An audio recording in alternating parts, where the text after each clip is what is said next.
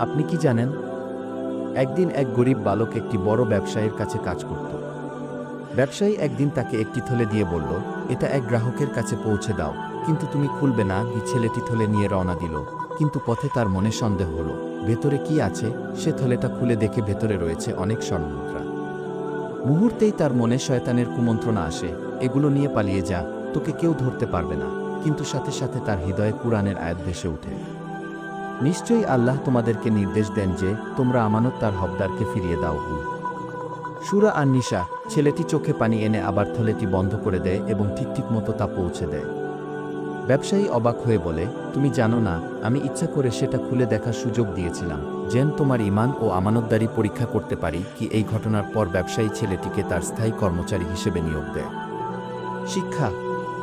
গল্প আমাদের শেখায়, সত্যিকারের ঈমানদার কখনো আমানতের খিয়ানত করে না এবং আল্লাহর ভয়